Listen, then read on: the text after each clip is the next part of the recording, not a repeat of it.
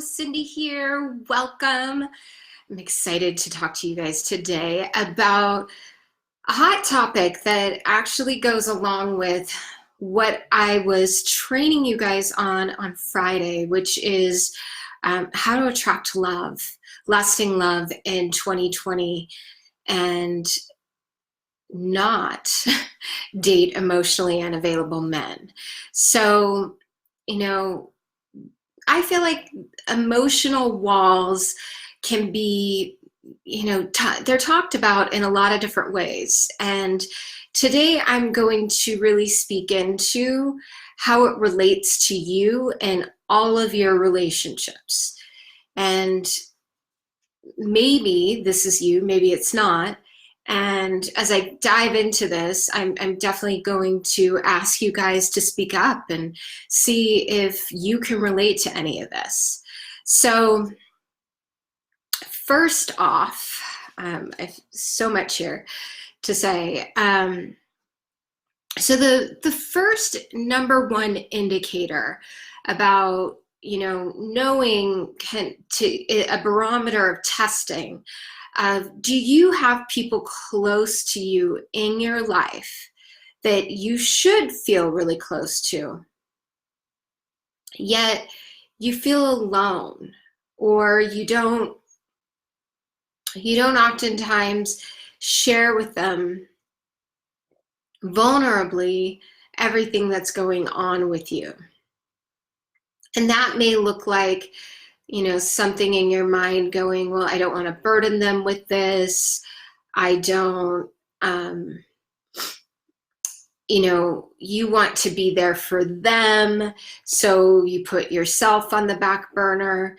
And, oftentimes you don't feel close to them, or you don't feel as close as you should. And, you end up just feeling alone. So there's that key. The next one is, and this is a big one, you react when you feel vulnerable or exposed. You react when you feel like, somebody found you out about, so it could be anything. And something that you're afraid of, something you're afraid to share. And that reactivity can look like, sometimes we call it emotional flooding, where it becomes too much for you. You go into fight or flight. So maybe you'll go into projection and shifting what is really happening onto someone else, or you pull away completely and you get out of there, you flight. So it's, basically it's a sign that you're not comfortable being vulnerable, which is also a sign that you're not as connected to yourself, and you're not as connected. And I'll talk about this too later on. When you become connected with yourself and in flow, you get connected to your feelings and what's vulnerable to you, and it becomes easier to open up. So that you're fearful of vulnerability, and you might get defensive around the vulnerability, right? But it doesn't work because you're really uncomfortable. So if you were someone that had high walls and you didn't care, or you knew how to maneuver around the uncomfortability, if that's even a word, then it might work for you. However, it doesn't work in creating true, authentic, close relationships. So that's why I'm sharing about this today. Another sign that your emotional walls are too high are you cut people off before they become too close. So you might project something onto them, blame them, and then you cut them off. So that's an indicator. I remember I'm trying to think of a time that I did that myself. I remember a long time ago, I used to co-facilitate Men Are From Mars and Women Are From Venus workshops, and I also um, worked in. I was a high-end matchmaker too, and through some of my training, it was quite psychological training, and I found myself in this place where I would always spin a conversation to the other person. I don't know if you've ever found yourself doing that, but at that time in my life, I was really deep into my training, and I I wouldn't really share much about myself. I wasn't really in touch with myself. And, therefore it resulted in a lot of people that came to me with love, that loved me, and would say, I don't feel close to you. I don't feel like I know you. And I'd be like, what? But, when well-meaning people come to you and say things that they don't feel connected to you, pay attention to that. Pay attention to the sources that come to you about that. So, you know, and you might even set rules for yourself in your life that you keep people at a distance, that your life is so regimented that you will only spend a certain amount of time talking to them on the phone, or seeing, spending any time with them. So that constraint itself will keep a distance. You might find yourself continually attracting unavailable men, emotionally unavailable men.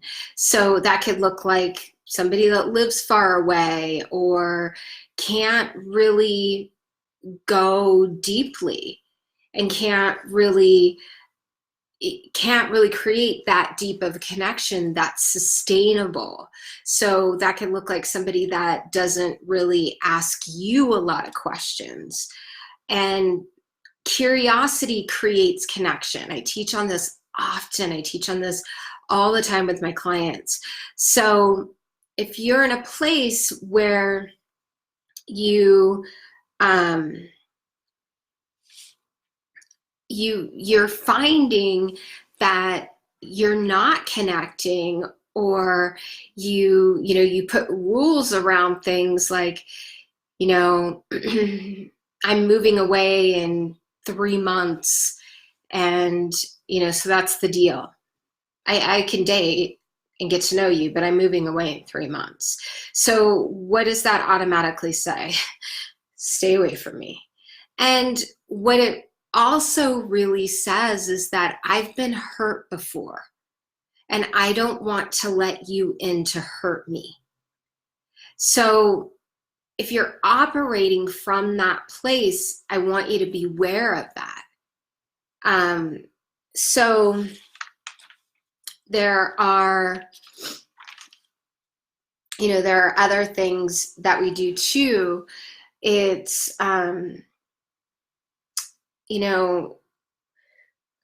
we'll project and say things like, I wanted to make sure that I got this. We project and say things like about other people, right? Like, oh, they really didn't want to hear. They didn't really want to know. And so you pretend to know how someone else feels, and it keeps you safe, right? So as I was just saying, that it keeps you safe because then you don't open yourself up to what that person has to really say, and how they may open your eyes to something new and different. So paying attention on how you project your beliefs onto others. Also, and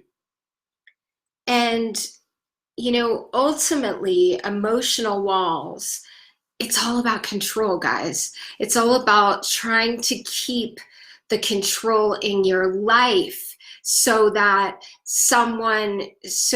you can control whether or not you get hurt. But ultimately, when these walls aren't working, you end up having expectations that people are supposed to come in, read your mind, see you, and you're trying not to burden people, and then they don't actually feel comfortable coming to you and talking to you unless they really, really know you well. So you could selectively connect, right? But ultimately, it's this uneasy, lonely feeling. And yes, you may not open your heart to love, and that is a different kind of pain if something doesn't work out. However, if your walls are too high, and this is something I feel I need to share, you will inevitably attract predatory people. You'll attract predatory men, you'll attract predatory friends. And what that can look like is this. When somebody's walls are high, it can also be from your life. It could be that, I remember I was a shy little girl. You wouldn't know it now, but I am. I was a shy little girl. And what shyness is lack of self-esteem and self-confidence. So for me, even sometimes when I'm around a big group of people, I can shut down. Well, if you're not aware of that, and you're not aware of the relationship that you have to yourself and being vulnerable to the people around you that you know, then what will happen is you'll attract predatory people that are looking to take your walls down and build trust with you and literally stomp on it. And this is the most dangerous kind of connection, because typically this kind of individual will come in very charming and they'll work really hard to create a connection with you. So naturally, if you have high walls, it feels really good for someone to try to create a connection with you, because you can actually trust them. So high emotional walls equal, I've been hurt, I have trust issues. And so somebody brings those walls down and they get what they want. So maybe they want to sleep with you and they get what they want and they leave. And then all of a sudden, what happens, there's bargaining tools that go on in your brain that go, well, maybe they didn't really mean it that way. Maybe I did something wrong. No, you attracted a predatory person.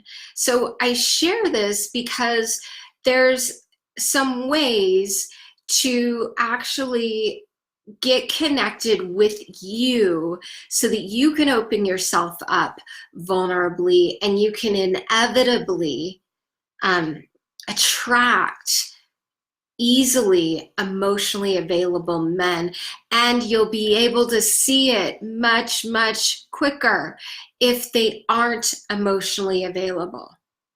So let me know, does this resonate with you? Do you feel like you can relate with your emotional walls being too high? Has this been you now, or was it you in the past? I'm just curious.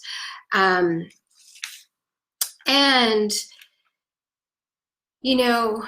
the great thing too about taking down those walls is you start to feel a part of, you start to feel connected, and you then open your heart up for something real. And that's truly, truly the most important thing. There's nothing wrong with guarding your heart.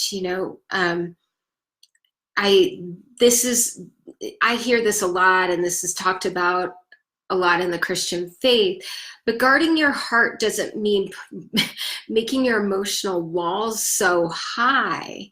It means being curious and connected to yourself, therefore getting curious and connected to other people, so that as you are sharing information, you are being vulnerable and you're practicing this, it won't happen overnight. But if you notice certain behaviors that you have and look at the sources of people that are coming towards you, I think that's super important. Notice your behaviors, notice your reactions, and that will shift so much for you. If you say, okay, I really want to attract and keep lasting love in 2020, awesome. It's here for you.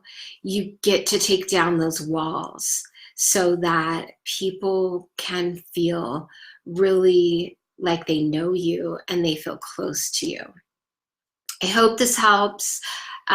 Please write in the comments below, have you experienced this? Is this you? And let me coach you around it, or send me a direct message if you have some individual questions around this area, because I'm happy to support you in going deeper. Sending so much love and light. Have an amazing rest of your day. Mwah. Bye.